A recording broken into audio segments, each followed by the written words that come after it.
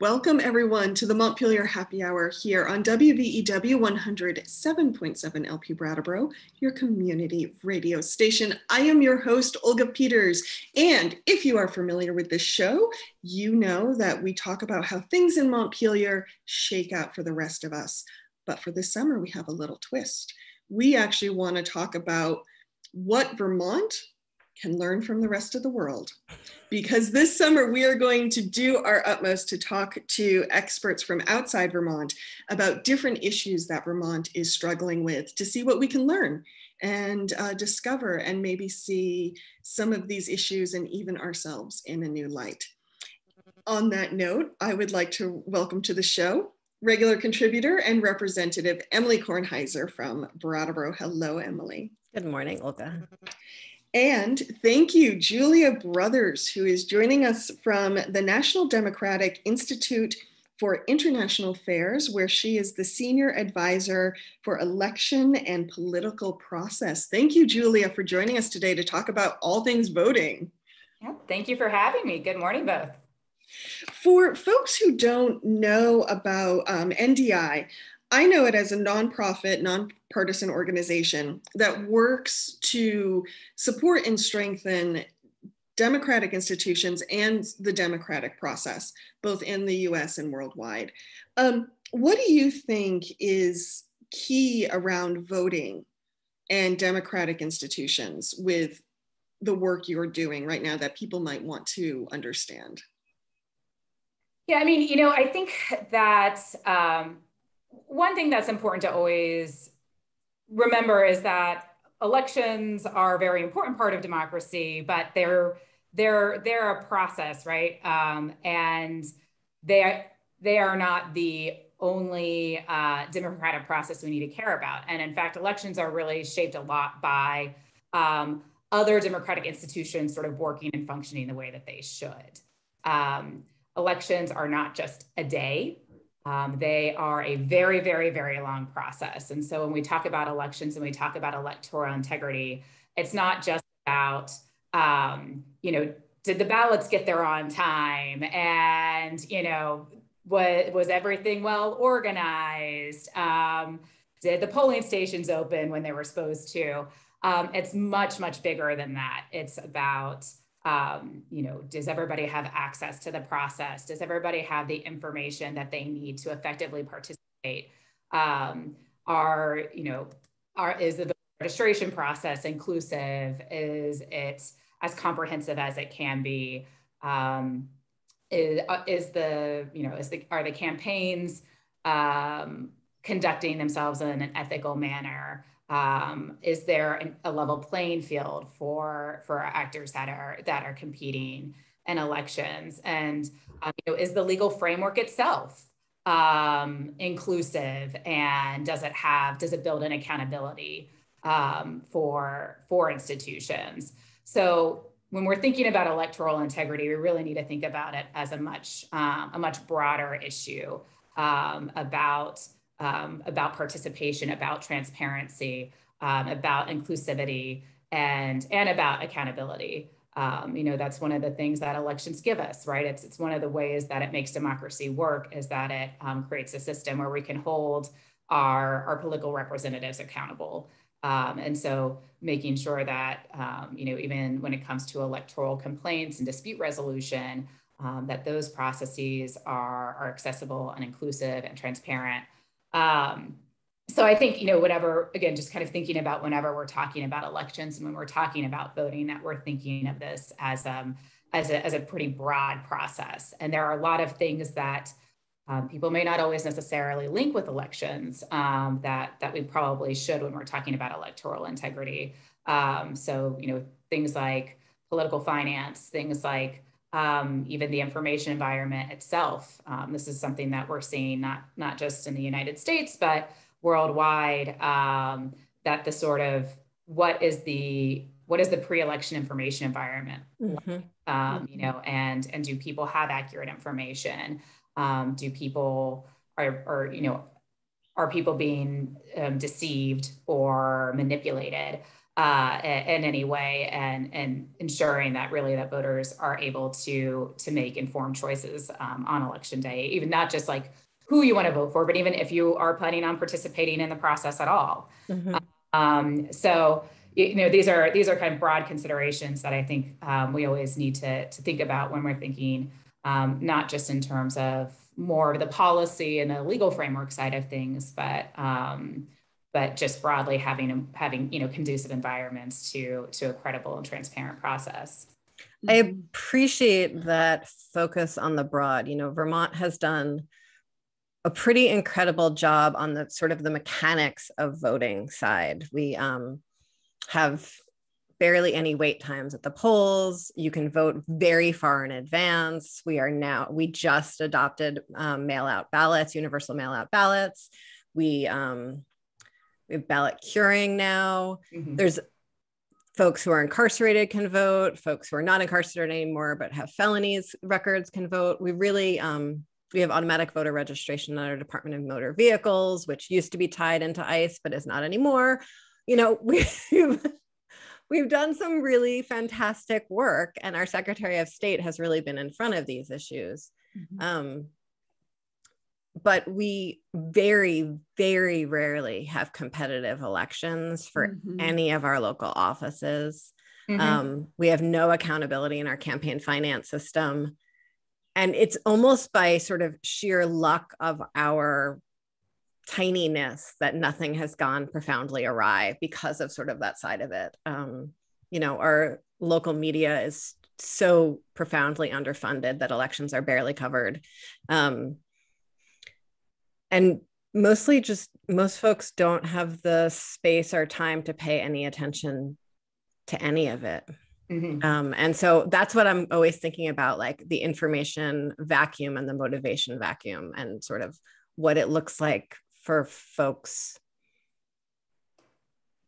Yeah, I mean, it's local elections in particular are really hard, and I think we're sort of seeing this. There is a challenge with even local media, right, being able to be funded, being able to stay open and do the work that they do, which is providing really critical information about what's happening at state houses. I mean, these are all things that just go away, right? If your state and local media goes away, and then you don't have watchdogs who can, be sort of creating that accountability. And part of this is also the local elections thing. It's quite alarming how low voter turnout tends to be for local elections. And I think one thing that we're obviously seeing throughout the U.S. now is state legislatures getting quite involved, right, and the voting rights debate, and election reform, whether it's maybe more restrictive or more open, and people really need to understand how important state legislatures are and the role that they play in their lives, and it is still pretty interesting in a lot of states. I mean, there are some states where it's like 10% voter turnout for state elections. And some of that I think has to do with how they're timed, whether they coincide with national elections or not. Again, yeah, I mean, the voter education that goes around that and the information environment around that is incredibly important, because these are actually the seats of power that really, truly matter, especially when it comes to elections and voting rights, because in the United States, elections are run at the state level. And currently we have very few national election laws. Obviously the Senate is currently sitting on a pretty big, ambitious national election reform bill. But that would be a really, really big deal, because simply just do not have a national legal framework for that. And I mean, constitutionally, most of the election, management and sort of rules of the game all fall to the states. And so I can't impress upon people enough about voting in local and state elections. I'm curious, Julia, we have, as a society, I think we've put a lot of attention on voting in recent years, especially with the last administration. But for you, what are some of the longer term concerns that have been transcending, regardless of who's president, regardless of who's governor? What have been the long concerns for you? I mean, I will say that there have been, as much as I think there is a lot of concern right now about sort of recent kind of partisan influence on election legal frameworks, and a number of these sort of new voter suppression laws that have been coming out of Georgia and now Texas. Generally, we actually have been trending in a better direction. There are a lot of challenges that come into play when you have such a decentralized system, as the US does. And part of that can be very frustrating because it makes it hard to sort of hold states to certain minimum standards. And that can sort of open things up to abuse by bad actors if you want to, and then the fact that you kind of can so easily sort of change election rules at a state or local level. But that also means that I think, in terms of risks, the risks is a little more distributed when it comes to things that we're thinking about external threats. But also, it has allowed a lot of states to sort of innovate. And, we wouldn't even be talking about automatic voter registration right now if it hadn't been for, Oregon and, Washington and some of these states that really start to innovate that and try it out. And we have seen a lot of these kinds of improvements. There are more states that are adopting automatic voter registration. Most states now you can register to vote online without having to print or scan or do any paper at all, which wasn't the case. I mean, that wasn't the case even 5 years ago or 6 years ago. A lot of states have been introducing things like pre-registration for 16-year-olds. There's been, we're seeing more restoration of felon voting rights across states. And so, you do see these, much more states are actually, moving from having machine-based voting without paper trails to either having voter verified paper trails or, kind of just using paper-based vote marking. And, these are all generally pretty good trends. There are these sort of, again, these kind of long-term issues, some of which might eventually be solved, but some I think are really just kind of baked inherently into the US system. So things like, again, not having a lot of standardization across the board is a problem. It's a less of a problem when you're talking about state and local elections, but when we're talking about voting for national office or our representatives in Congress that actually, represent us all, there really maybe should be a little more standardization. Can you help explain sort of what the implications of not having standardization look like for equal representation? Yeah, I mean, again, this is sort of where, we want the opportunity for states to innovate and do what works for those states. For instance, in North Dakota, they don't even have voter registration. There's no voter registry. And it's a real small state. There's not a lot of people there. They were sort of like, we just kind of know everyone. So why would, and that works for them. And that's great. That would probably not work in some other states. And so there's these spaces where we do want to make sure that the states do have the ability to be a little flexible. But the fact is, for president or for Senate, I mean, everybody in the United States is voting very differently than their neighbor. And that can be a problem because of the fact that in some places, there might be more restrictive ways of voting, or there might be less transparency in how votes are tabulated, or there might be less transparency in how votes are cured or how provisional ballots are being addressed.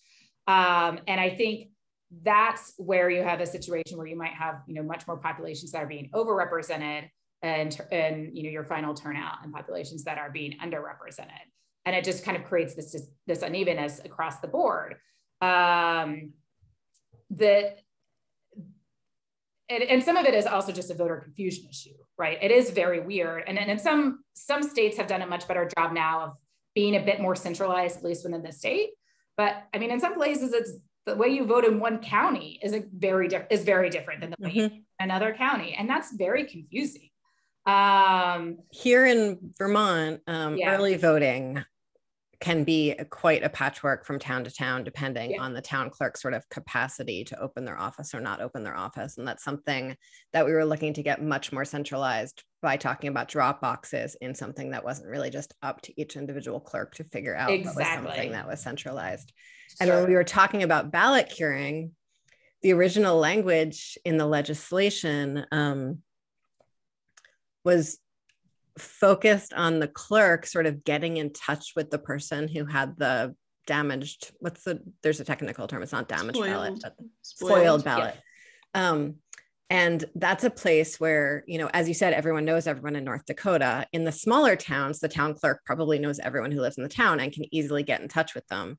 In larger towns, like where I live, the town clerk does not know every single person in the entire town. And that's not part of the culture here. Right. And so if the ballots were going to be fixed much more easily in those smaller towns than in the larger towns, we're going to wind up with a real imbalance in who's able to vote. Exactly. How did the state, remind people how the state kind of resolved that? Town clerks are obligated to essentially sort of record it and send out sort of an automated message through the Central Secretary of State's voting site, not to individually get in touch with each voter based on the town clerk's personal knowledge of how to find that person, which is what sort of the original legislation implied. And that's something, and again, I think this is another place where there has been a very good trend to sort of be a little more efficient, standardize things a little bit more, at least at the state level. I mean, because again, that's how voter registration used to operate in a lot of places, right? You go to your county clerk's office, or you had to go to your town clerk's office, and even from county to county, that might vary, right? Like the hours that the office is open might vary, all that kinds of stuff.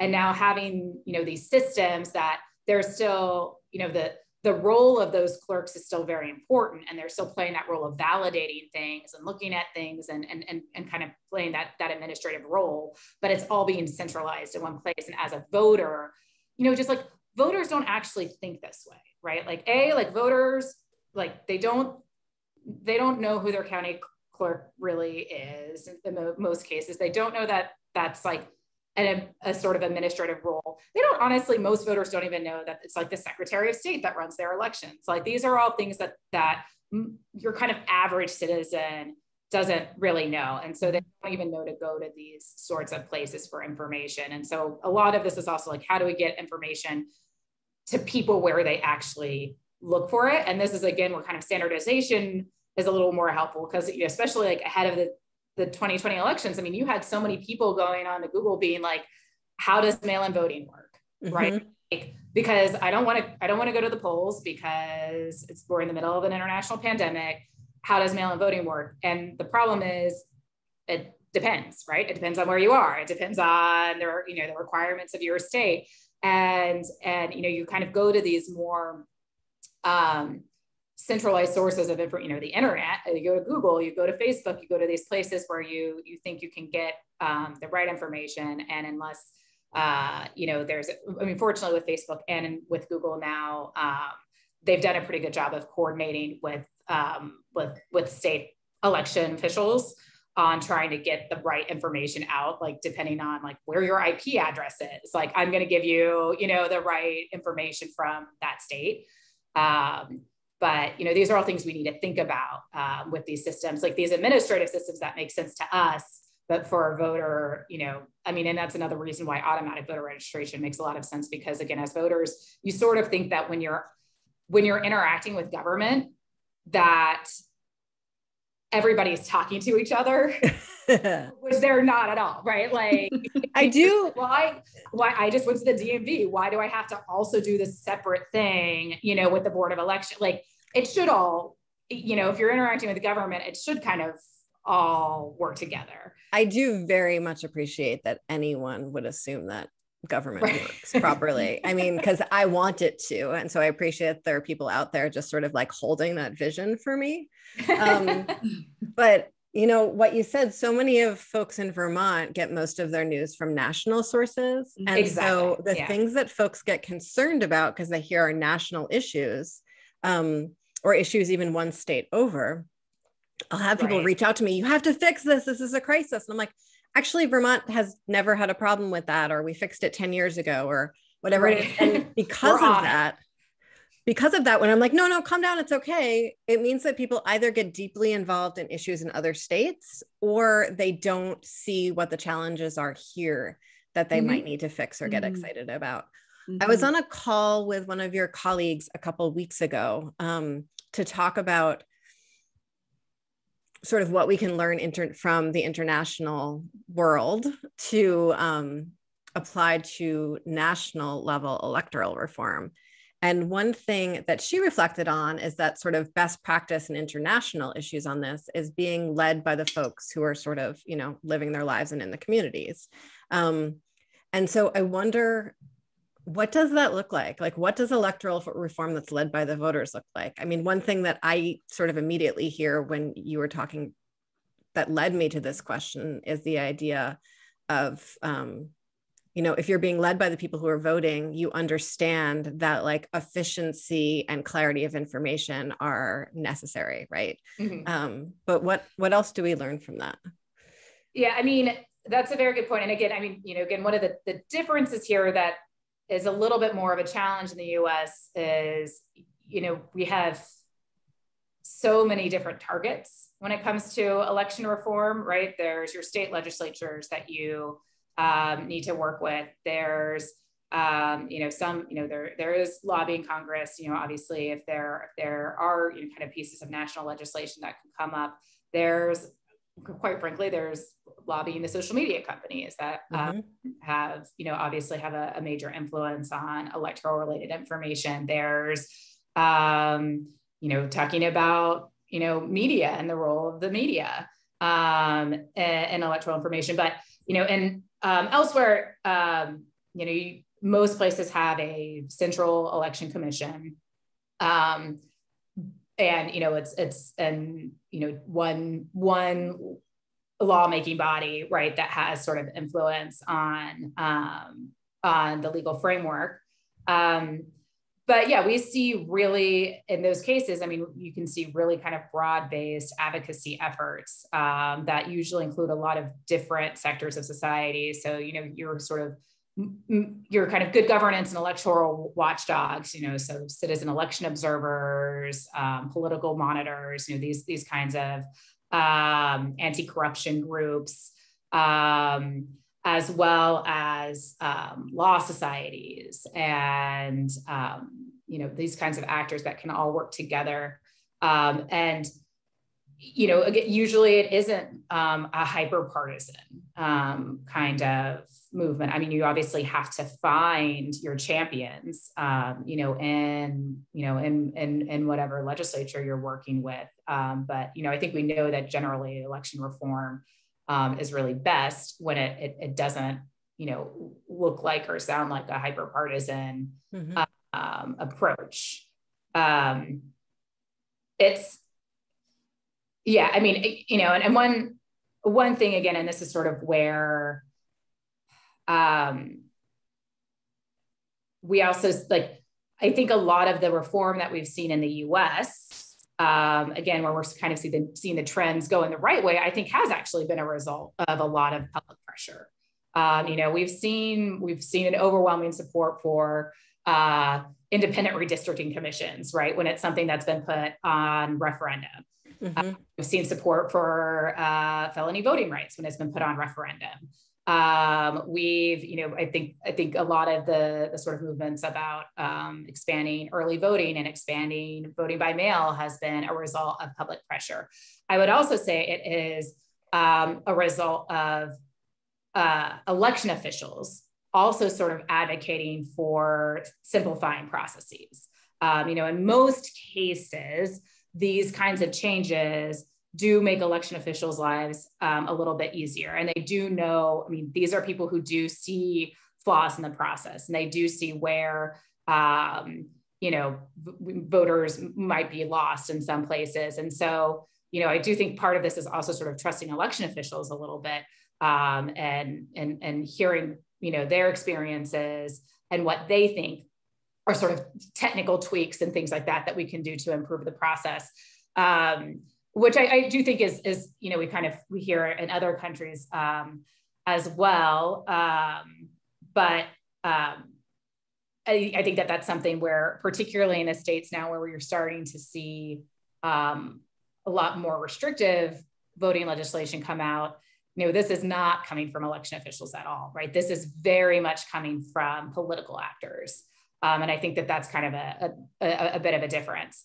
The other thing, I think also I kind of mentioned in other countries, like one thing that we see in a lot of other countries that we don't see here in the US is the role that kind of independent, we call them like election monitors. So like these, we have a lot of their civil society organizations all around the country or all around the world that, deploy trained observers to monitor, the pre-election and election day process. And they kind of come out with their own sort of assessments about the quality of the process, the credibility of the process, which, in some cases can very much highlight when there are problems and there's fraud and there are challenges to voting rights. And in some places can help, verify when an election went quite well. And when voters should have confidence in the process and they should have confidence in the results. And I think that's something that could serve the US a bit pretty well. See some efforts like this, like the League of Women Voters does a little bit of this. The NAACP sometimes does some of this. Most of the election monitoring that I'm aware of in the US is very, very partisan. Exactly. So each candidate sends their election monitors to watch, but they're just looking out for their candidate's vote. Exactly. Yeah. By far and away, the most common sort of election observation that you see in the US is partisan, is party poll watching. Right. Mm-hmm. You're right. And that is important. Don't get me wrong. Like that absolutely serves a role. Those candidates that have the right to send their observers to protect their interests and defend the rights of their supporters. But what you end up not having at the end of the day is sort of, if you're somebody who, let's say, does not trust public institutions, which unfortunately we're seeing that increase in the US, right? This sort of distrust of government, distrust of public institutions, then having a separate independent voice that can also sort of, reflect what happened in an accurate and credible way can be helpful. And can give, citizens information that they may not normally have. So that's, there's a lot of reasons why that's a challenge in the US, again, because we're so decentralized, so to probably see more like state-based efforts, but, that I think we're seeing now, that's something that could really have an impact potentially. Thank you, Julia. Unfortunately, we're out of time for this first half, so we're going to take a quick break here on the Montpelier Happy Hour on WVEW 107.7 LP Brattleboro to hear from some of our underwriters, and we will return in a moment, so stay tuned. Welcome back to the second half of the Montpelier Happy Hour here on WVEW 107.7 LP Brattleboro, your community radio station. You can also find us on iTunes, at our Facebook page, at our website, montpelierhappyhour.captivate.fm, and Emily's YouTube channel. And Emily, what do we need to remind our lovely listeners? The views and opinions expressed on the Montpelier Happy Hour are those of the host and the guests, and not any of the stations or platforms that they're played on, and not any of the organizations that the host or the guests might work for or with in any other capacity. Thank you, darling. I'm really making that explanation longer and longer. I'm noticing, but I'm glad you do diving in. Like, this is what opinion means, people. We are all allowed to have them. If you are just joining us, I am speaking, of course, with regular contributor Emily Kornheiser, as well as Julia Brothers from the National Democratic Institute for International Affairs. And we are talking about the electoral process and voting and what it means in a democratic society. I would love in the second half for us to sort of look at this issue through different lenses. And the first one I'd like to start with is just, we'll start local and move out. Julia, I'd love to hear from you in this world of elections and voting rights. How does Vermont fit in? What do you see as someone who's outside Vermont looking at Vermont? How is it doing? That's a great question. I mean, in my opinion, Vermont is doing very well. Again, I think that there are certain, I wouldn't say core indicators, but there are definitely kinds of technical reforms that you can introduce into your voting and electoral process that we know increases participation, and we know makes election administration more efficient.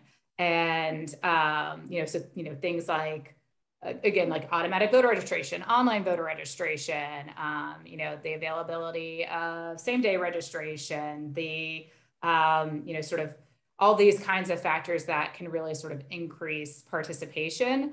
I think these are places where Vermont is sort of in kind of the leads of the states that are looking at these and thinking about ways to expand the electorate and make voting easier. Can I just interrupt you for 1 second? I'm really, really proud of the work we've done on this. And I think we've done a lot of really good work on it, even in the last 2 years. But I think this is one of the places where Vermont's profound whiteness makes some of these reforms historically easier for us. So in the same way that we have one of the highest home ownership rates in the country, and we're always very proud of ourselves for that, I think the fact that these conversations were often white people talking to white people about white people made the issue of election reform and open elections a lot less divisive because there were fewer scapegoats to point at in terms of sort of the malignant actors or whatever it is. And so this is one place that I'm really, really proud of the work that we do, but I want to sort of own that one of the reasons we've been able to do it is because of I mean, and I would say this is something that we've seen in other states as well. Is I mean, more homogenous places have been able to have even some that you wouldn't suspect. Places like West Virginia and Utah, like that they have like fairly progressive, voting laws. And I mean, I'm not going to speculate, but obviously it's a little bit easier when it's we're just expanding the vote for us, right?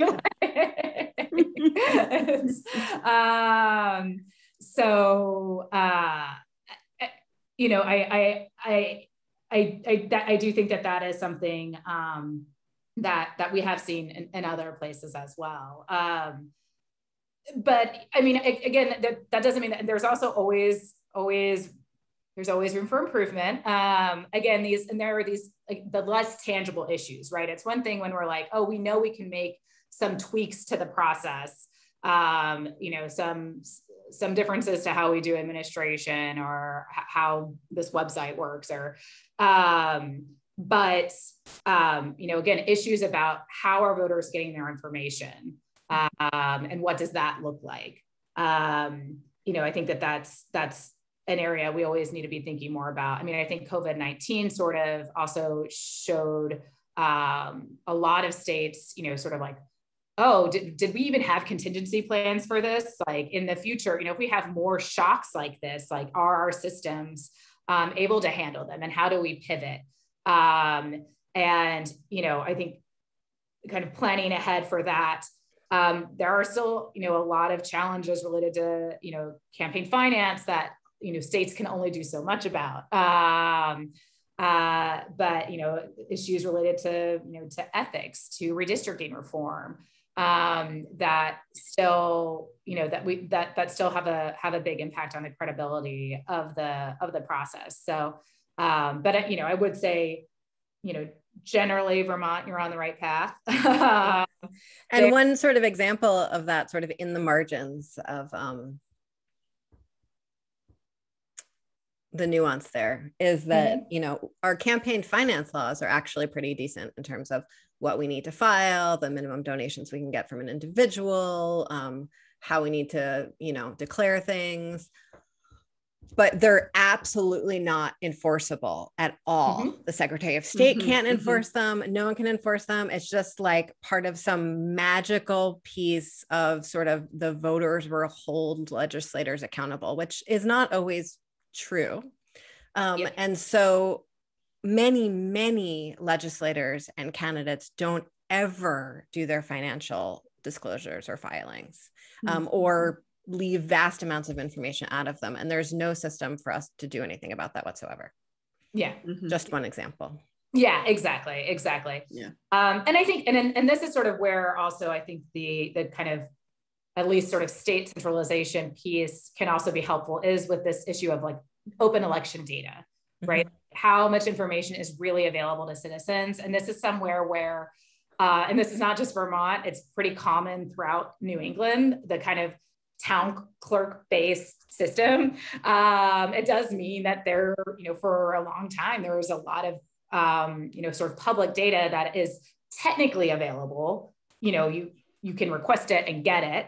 But you would have to go from I have to go from town to town to town to town to get an aggregated data set of that. And that's not actually user friendly. That's not actually really transparent. Right. And so I think always thinking about ways that states can make their electoral data a lot more available and user friendly to people is really important. And part of that means, usually kind of centralizing that data and in some way and making it available. So let's pull out a little bit from Vermont. And I know, Emily, in your past life, you worked internationally.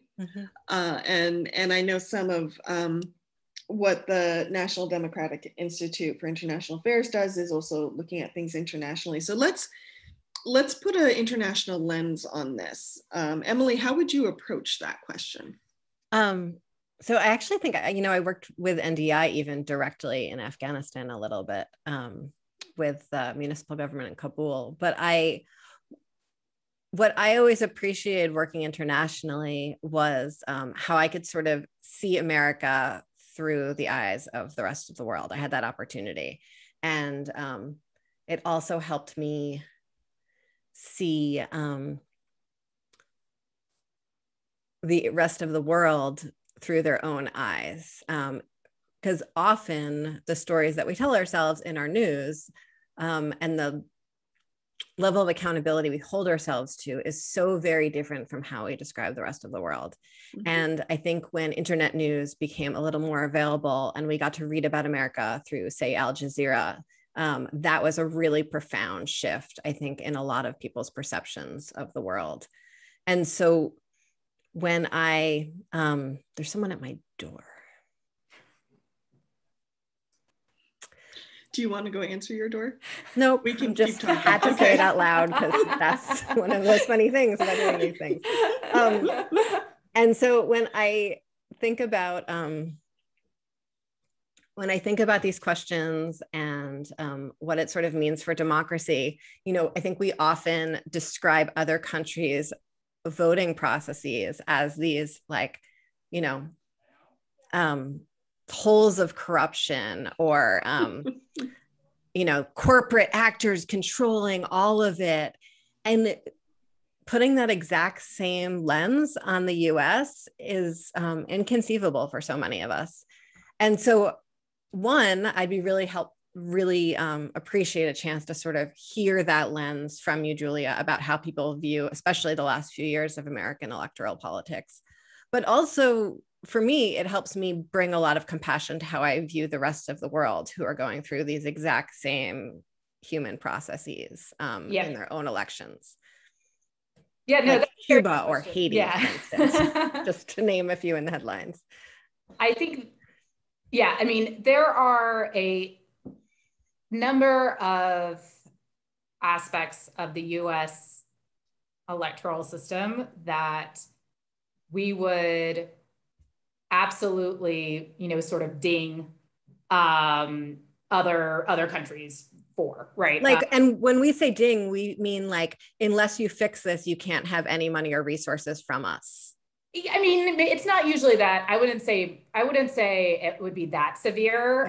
Okay. These kinds of issues, but certainly they would be part of a critical analysis, right? And if we were international election observers, it's something that you would write in your statement as like, this should be reformed. Kind of, as you've sort of noted, like campaign finance is a big one. You know, the amount of you know, dark money that influences the U.S. political debate is wild, and you know, it's only become less transparent. It's getting worse. It's not better. Our enforcement mechanisms are weaker. They're not stronger. So this is something that, you know, you would say that's a negative trend, right? In terms of sort of political financial influence. The one thing that's a kind of a quirk of the US system that I think we don't dissect enough, that is very unusual to an international onlooker, is the fact that, you know, half of our chief election officials, you know, secretaries of state, are partisans, right? I mean, they run as partisans. Like they are a member of a party. They can be on campaign committees. They can, you know, they are partisans, and that is very much not done in most of the rest of the world. You have independent, nonpartisan actors are, you know, sort of make up your election commission. Can I ask you a question about that? Mm-hmm. So, I mean, in Vermont, we have our Secretary of State is elected and like very deeply involved in Democratic Party politics, and, you know, doing a great job. Mm-hmm.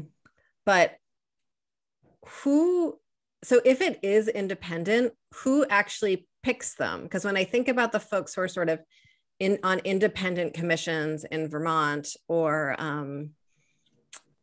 you know, bureaucrats, they're selected by like the most deeply partisan person who's head of the government here, or governor. And so that's something I'm like always like, what does it actually even mean to be independent if the person above you is appointed?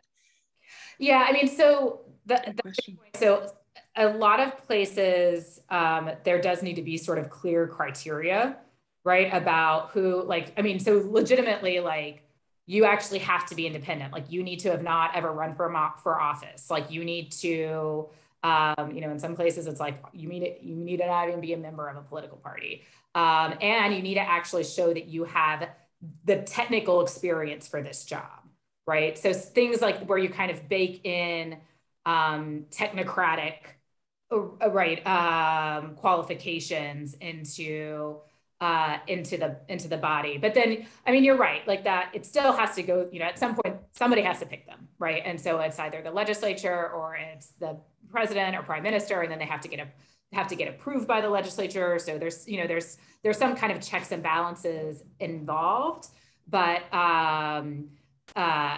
you know, it's impossible to always necessarily be able to say that people are truly independent, but the body itself is supposed to be, right? And like, and of course and it's supposed to be viewed as independent. And in a lot of places, they have done a very good job of creating trust with this, with an election commission.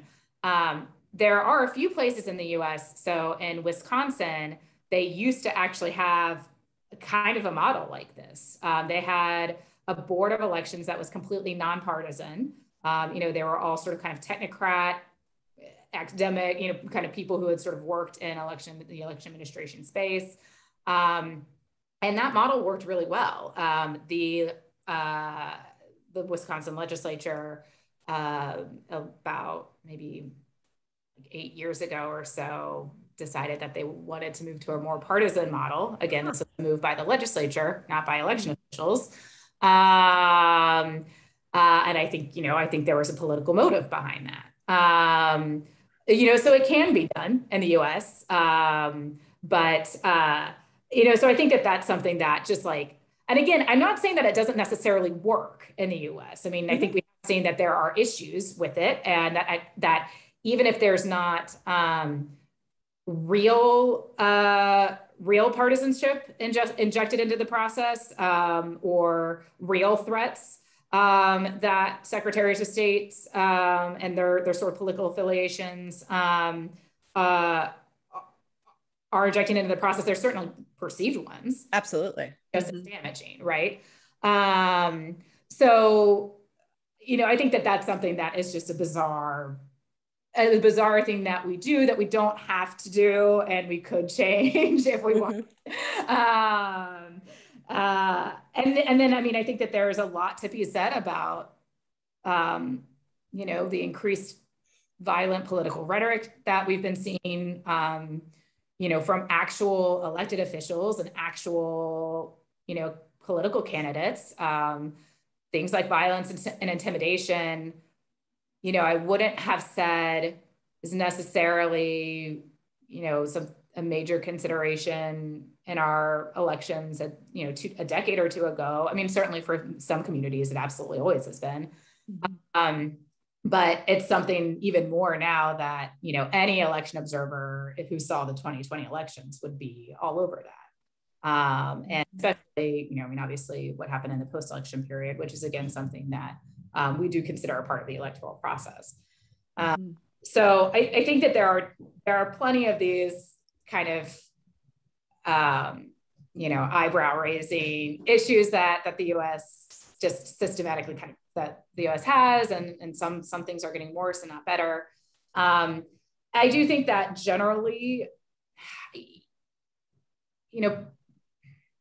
I think that there is still this hope of American democracy abroad.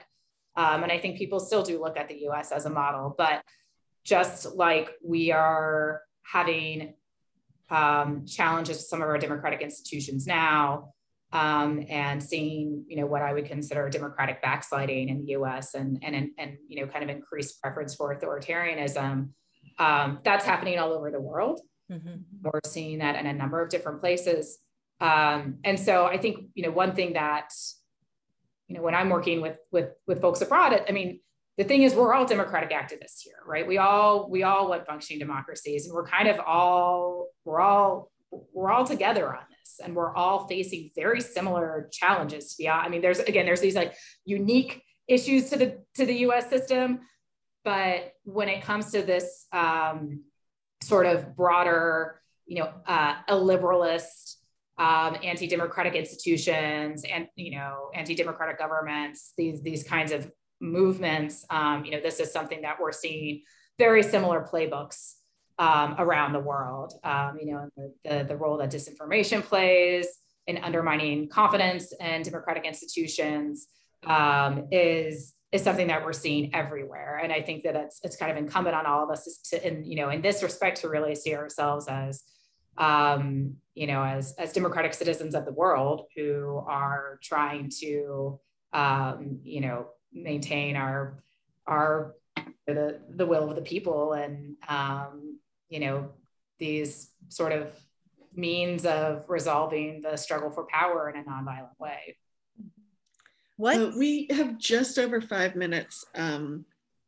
Just giving you a time check. So sorry, Emily. No, thanks. So what's something that we can do at the state level or the local level, or even as individuals, around the disinformation? That's a good question. And, one thing that we've seen is that, so there's sort of there's kind of right and wrong ways of responding to disinformation.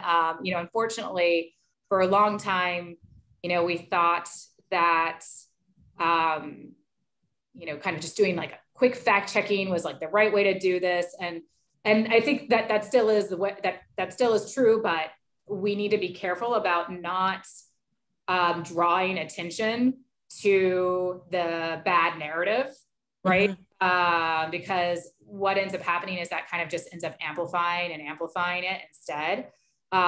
So one thing that, it's not like, you just kind of have to overwhelm the system with truth. That's sort of, it's really hard to change someone's mind after they've already been exposed to, a disinformation narrative. And so all you can do is sort of kind of hope that that doesn't happen, right? And that they're exposed to the truth first. And unfortunately our our truth tools, like they're not as strong and they don't get as much reach as the disinformation narratives. And part of that is because they're not shocking and they don't get this kind of like rage engagement, right, on social media and other places. There's a lot of truth that totally gets rage engagement. That's true. And so a lot of it. Put that out there. Yeah. That's really exciting, actually, the idea of just sort of exactly that phrase you used, overwhelming the system with truth. I love it. Yeah. So we just have to find a better way of doing that. But I also think there is something to, again, I think we need to hold actors more accountable who are generating disinformation. I mean, right now it's like, why wouldn't you do it? Because there's no disincentives right now, right? And we know that disinformation works. And as a political candidate or a political operative, it's like, why wouldn't I use this tool to my advantage? And so I think we do need to have some systems in place, that kind of help create a little more accountability around actors who are, deliberately generating and amplifying disinformation that's harmful to our democracy. And sometimes I think that, maybe it's like just citizens that have to kind of create that accountability. Obviously we don't want any kind of freedom of expression, regulations or anything like that. And so it does involve being a little bit creative. Like, are there campaign codes of conduct that we can start enforcing? Are there, again, can the platforms be better actors when it comes to creating disincentives for generating disinformation online? And then we have the challenge of traditional media as well. And how do you hold those actors responsible, or those actors accountable at least? So, and I think in some way, this is also where like political finance transparency also kind of plays a role too. Like it's really good to know, like, one of the reasons why, disinformation is sort of proliferating the way that it does is because it can do so more behind when it's opaque, right? And there's you kind of have shadowy political actors. We don't know who's funding certain media programs. We don't know who is behind, coordinated behavior on social media platforms. And so kind of trying to bring more of that to light and kind of always pushing for more transparency around like is anybody financially benefiting from this? Who's politically benefiting from this? And kind of keeping those questions in mind. Thanks. Thank you. We are almost out of time. So I'd love, Julia, what would you like to leave listeners with? We've covered a lot of ground. What do you really want them to take away from this conversation? Oh boy. Olga always asks that and I'm always surprised every time. Please, for the love of God, vote in your local and state elections, run for local and state office. Again, I think this is where democracy happens. And I know, part of this is sort of what's happening in Vermont and how what do you have to learn from the other states in the US or abroad, but also recognize that what you're doing here can have an impact. Again, we have seen that that states that try out, new and interesting and innovative initiatives when it comes to elections and expanding the franchise and being more inclusive, that can have an effect on what people are thinking about in other states when they're also trying to deal with certain issues. Again, I would absolutely encourage everybody to run for local and state office, and always vote. And don't get too disheartened about the state of the nation and the state of our democracy, but I think it is something that we want to make sure is on people's radar, and that it's pretty important that we value our voice in government, and that we do have an opportunity to have voice in government, and we need to really protect that. And that goes the same. And that's the same for everybody in every country in the world. And that, again, we're all kind of on the same page as far as that goes. Julia, thank you. Julia Brothers, Senior Advisor of Election and Political Process at the National Democratic Institute of International Affairs. I want to thank you so much for joining the show today. If people want to learn more about the work you do, what's a good resource for them? They can go to our website, ndi.org. And we do also have a podcast there called DemWorks. That's probably the best way to sort of start exploring. And if anybody is interested in kind of learning more about sort of state election work in the US, there are a lot of good organizations out there. Election Line does a very good roundup of electoral news from around the country every day. That's a good source. Yeah. Wonderful, thank you. Emily, if people want to learn more about your work, where can they find it? I would like to share that folks, I find a lot of faith in this by taking a long historical view and remembering that even if this year feels a little worse than last year, it's certainly much better than 100 years ago, because all three of us can vote, for instance. Yes. So for now. Just for now and for instance. So folks can go to emilykornheiser.org, where you can find links to all of my social media channels, my phone number, my email address, and whatever updates about what I'm working on or places you can find me in the real life. Thank you. And as always, you can find us on WVEW 107.7 LP Brattleboro, your community radio station, Brattleboro Community Television, our Facebook page, and our webpage. Hey, Emily, I think we should toast to democracy today and all the people who work to make it work. I'm going to turn my mug around. What does it say? I can't read it. It says vote for mama. Oh, I love it. I love it. I guess I'll show off my cat mug. So. Absolutely. To democracy. To democracy here. Cheers, and thank you, everyone. I hope you have a great weekend. Take care.